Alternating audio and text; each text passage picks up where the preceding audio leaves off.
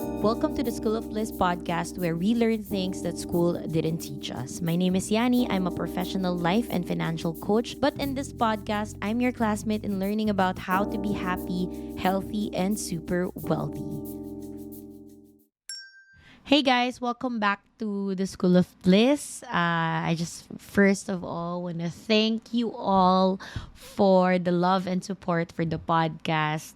We haven't entered the top charts. However, I've seen the numbers and I'm just really grateful that a lot of you are still here, still listening, and still enjoying the episodes. And if you enjoyed this episode, which is actually from one of the Facebook comments I received, I think yesterday or this morning, then go ahead and please tag me on Instagram stories, on Facebook. I will really appreciate all your feedback. And wala, happy lang talaga ako that I'm back in recording. I'm recording this around midnight because naubusan na po ako ng episodes. But I wanna give my word, and I gave my word to you guys that I'll be doing daily content. So here we are.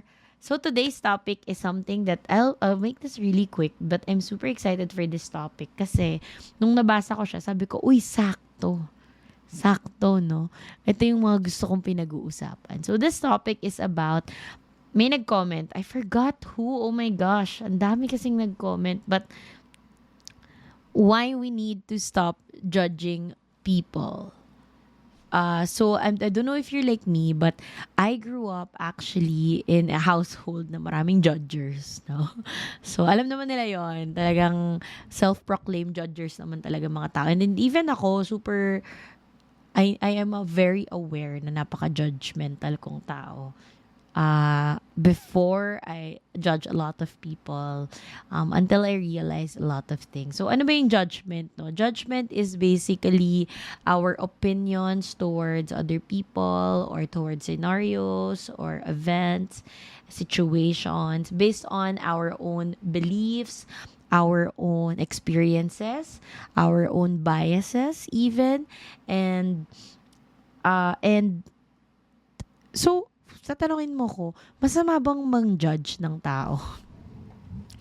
I think, personally, hindi naman masamang mang-judge kasi that's your personal opinion on someone. However, if you only judge people based on their, based on what others say, parang that's when it turns bad. That you change your perspective of another person just because of your biases, just because of your judgments towards them. So that's where the parang that's where the negativity comes in, no? In judging. Kaya nga may sinasabi tayong negative judgment, or negative judgment towards others. So I want to start this episode with talking about something that I learned a couple of years back that really stopped me from judging, being so judgmental. Dati talaga, alam mo yun, pati mga post ng mga artista, may judgments ako. Parang sobrang pakialamera ako sa buhay ng ibang tao. Until this concept was reiterated to me or taught to me na parang, oo nga no, that makes so much sense. And this is karma. So karma is negative consequences of things that we do. Actually, dalawang types of karma. There's positive karma and negative karma. So, or good and bad karma. Karma is basically just the energy that you put out will be going back to you. So yun lang yun. So if you put out, that's why there's bad karma, because you put out bad energy, bumabalik din sa'yo bad results. If you put out good energy, bumabalik din sa'yo good results. So that's karma basically. So in short, it's just the consequence of what you do. So whether that is positive or negative, it goes back to you. And when this was reiterated to me by my mentors before, that's when I realized that maybe that's why the energy that comes back to me are also judgments. It's because ako personally, napaka-judger kong tao. So if you want to get good karma back to you, then start go giving out good energy. Giving out good energy, which means, no, isa doon is to not be as judgmental. Alam ko mga Pinoy kasi mga feeling perfect. As a person na ganyan din, no? Feeling talaga perfect ka, girl. Tapos sasabihin, perfect kasi ako. Di ba? Yun na nga yung inside joke ng mga Pilipino na perfect kasi tayo, di ba? Kaya tayo nandiyan-judge. And although nakakatuwa, but sometimes if it leads to misunderstandings, conflicts, that's when we need to catch ourselves that maybe our judgments are not helpful. Instead, they are de- degrading a person. And when we hurt other people, we get hurt pabalik. No? Why? Because of karma. So, when I understood that, I started to minimize and really catch myself when I'm judging people. So, isa lang yung principle ko talaga dyan, that I only judge people based on my experience of them. So, for example, na-experience ko sa kanila na na-late sila sa meeting. No, di yun na yung judgment ko sa kanila that, ay nako, itong tao na to, late to parate. That's my judgment of them. And that's, if you have that kind of mindset that you only judge people based on your experience of them, or you only judge the experience based on your experience, diba? Or based on the specific scenario that you've experienced in this. For example, no, sinabi lang na hindi masarap yung pagkain sa restaurant na yan.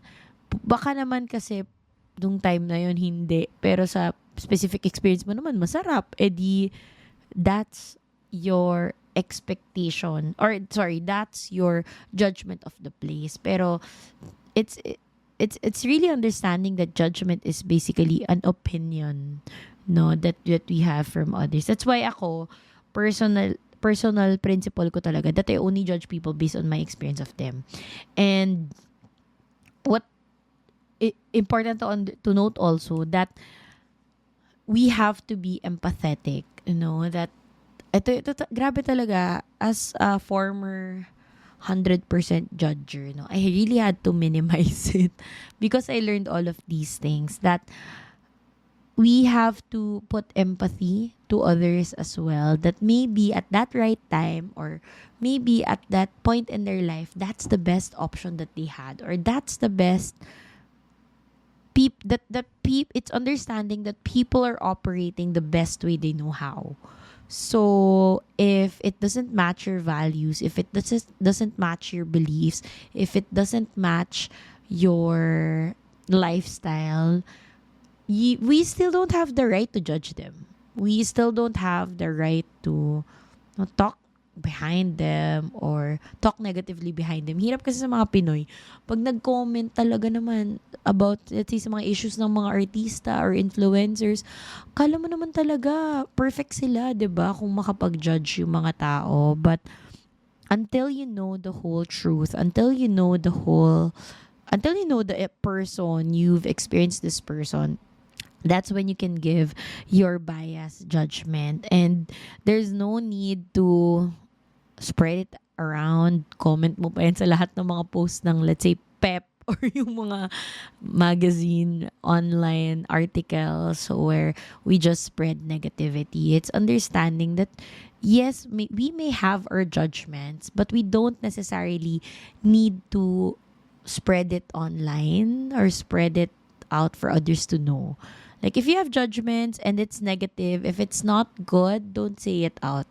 Parang you don't need to mention it. If judgment mo lang, I don't feel good about this, okay lang naman yun. We're human beings, diba? Natural naman that we have a personal bias on what's happening. But you don't need to talk about it. It's catching yourself. And ito talaga, our judgments towards others is a judgment that we have.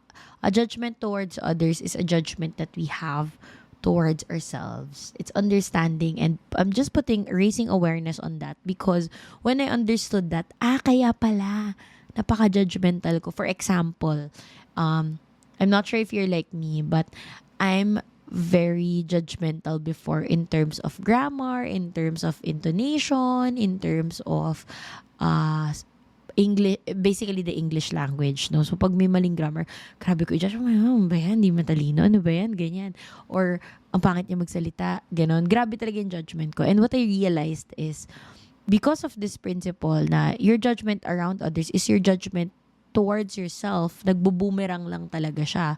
That's when I understood na, kaya pala, ang tinitingnan ko lang una sa mga tao is the way they speak or their grammar, is because ako, personally, I felt na hindi ako magaling mag-English, hindi ako magaling sa grammar, I'm not good, hindi matataas yung mga grades ko doon. Kaya yun yung judgment ko sa sarili ko. That's why that's the first thing I notice from other people. And for example, pansinin nyo sa mga, I don't know, ewan ko kung napapansin niyo, pero sa mga family reunion. Sa family reunion, diba pag nakita ka nila, ang taba mo. O kaya, bakit nag-gain ka ng weight? Bakit ang taba mo na? Ang lusog mo na? Usually, yung mga tita natin na mataba, sila, or tito natin na mataba, sila pa yung nagsasabi nito. Kung papansin niyo, yung mga fit, they will never tell that to you. The fit people will never tell you that, oy, tumaba ka, oy, ano ka. Why? Because that's not their judgment towards themselves. But the people who points it out, yun din kasi yung judgment nila sa sarili nila. And they are just projecting it to you. And when I noticed that, that's when I stopped judging people, especially with their weight. Kasi na-realize ko na, kaya pala, kasi din yung judgment ko sa sarili ko in terms of my weight, grabe din naman, no? Kaya, also just raising awareness around it, kasi I want you to start catching yourself with the things that you judge or the people that you judge. Ano yung about sa kanila na ginajudge mo that actually, if you take a look at yourself, that's what you also judge with yourself. Ano pa ba? Yung isa pa, yung mga tita mo na, bakit di ka pa nag-aasawa? Alam mo, matanda ka na, ganyan. Usually, these are the people na are unhappy with their life, that they ask you about it, they pressure you about it, because ayaw nilang sila lang yung pressured, or maybe, no, ayaw nila na, nakikita nila na okay yung, or basta parang insecurity nila yun sa sarili nila, na maybe they're unhappy with their life, so they judge you and tell you, uy, unhappy ka ngayon dahil wala kang pang boyfriend or wala ka pang asawa. But actually, sila, yun yung insecurity na that maybe internally they are also unhappy. Which for me is going back to being empathetic and understanding that people, especially judgers, no? Kung ikaw yung judger, okay lang naman. Check in with yourself. And if others are judger, it's taking a look at, okay, they are just operating the best way they know how. And yeah, if you can, no, check in, okay, how can I change the way I look at myself so that I can change the way I look at others as well. It's really inner work. It's really inner self-worth work. Yun na na-realize ko. Kaya when I understood, especially the concept of boomerang, that it's a reflection of how you see yourself. That's when I started working on me. Kasi sabi ko, I want to minimize my judgment towards myself, work on my insecurities, and focus on that, than looking at what others lack. Putting my time, energy, effort in looking at, okay, anong pwede ko i-judge ngayon? Sino i-judge ko ngayon? No? Looking at what they lack.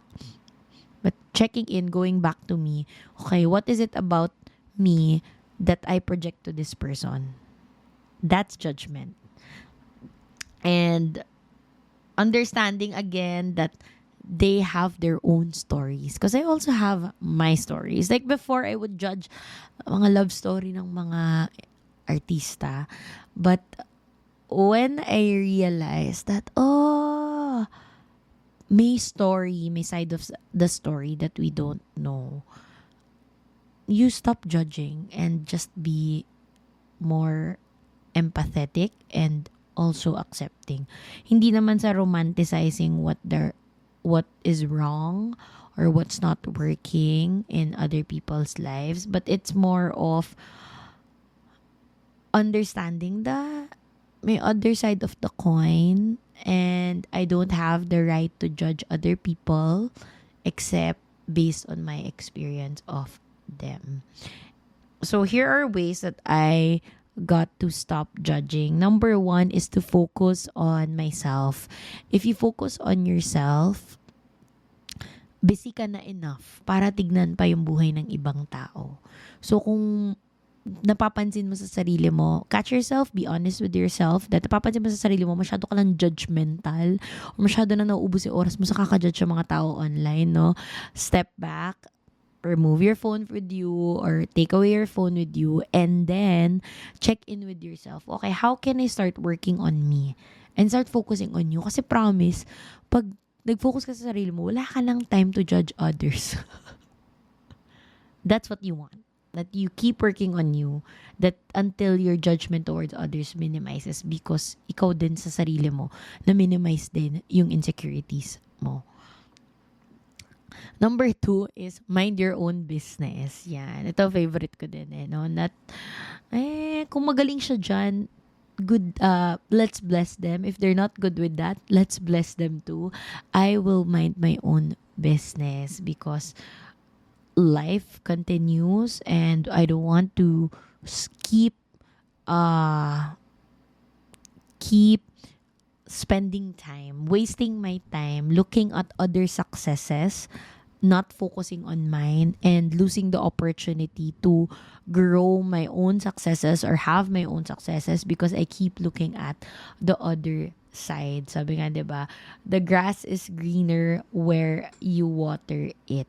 So, kung nakatingin ka lang sa kabila, nakalimutan mo na yung sarili mong effort, sarili mong successes, sarili mong achievements, because you're busy, so busy looking at what's not working in other people's lives. Number 3 is to look at what's not working in your life. So, if you take a look at what's not working in your life, you will grow, you will be more empathetic towards others. Kasi, mas maiintindihan mo where others are coming from, mas maiintindihan ko, bakit ganito sila mag-isip, bakit ganito yung nagagawa nila. Diba? And just learn how to bless others talaga. And number 4 is accepting people where they currently are. I know acceptance is a really hard word to take in.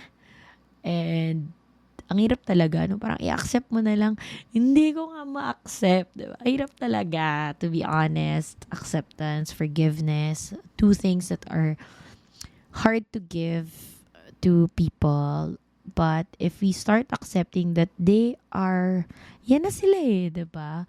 Then, yes, we can point out what we feel is not working with them. But if you start accepting, mawawalan tayo ng attachment towards or judgment to them, to others. Because that's just them. Then that's okay. And this is just me. That's okay. Kung may judgment sila sa akin, okay lang. Diba? Magiging at peace ka din with yourself. And then, 5 is also to raise it out. So I mentioned earlier that if you think, no, this person, you have a judgment with this person. For example, no, yung judgment mo dito, ang baho niya kasi based on your experience, ang baho niya talaga tuwing kasama mo siya, no? Then raise it out if you want to come from concern, come from I want you to be better than I'm right, you're wrong, na ang baho mo, ayaw na kita kasama, no? Yan yung judgment ko sa'yo. Instead of, napansin ko lang, no, probably yung hygiene-wise, hindi ka okay. Gusto mo ba matulungan kita dyan? Kasi napansin ko lang, no, na medyo may off-smell ka. Parang gano'n, no? Then, baho niya. Tapos pinagkalat mo pa sa lahat, no, na ang baho niya. Bakit, no? Ano yung point? So, if you're coming from good intentions, then okay lang. Pero kung if you're coming from judging just for the sake of judging people, it's not gonna serve you, it's not gonna serve the other person. Why do it? And number 6, ayan, mayroon pa ako number 6 pala, is to practice active listening. No, I think judgments come from not listening enough. Naman, di pa tapos magsalita yung isang tao, we're not being with that person, na-judge na natin, no? Or even, minsan pa nga mas masama is, before even coming to the conversation, may judgment ka na. So, kahit anong sabihin ng tao, may judgment ka na. Hindi, sinungaling siya, sinungaling. For example, judgment mo, sinungaling siya. Kasi may chismis sa'yo na ganun siya, no? Kahit anong sabihin niya, sinungaling na yung tingin. Parang you didn't even actively listen to the person because of your judgment o prejudgment yung tawag dyan. So, it's being with or be with the person and to just listen, no? And yeah, yun lang. I guess when I learned and mastered this, that's when I stopped losing people. And promise, darating kayo sa point na when people judge others and when you hear them judge others, maririndi ka na rin.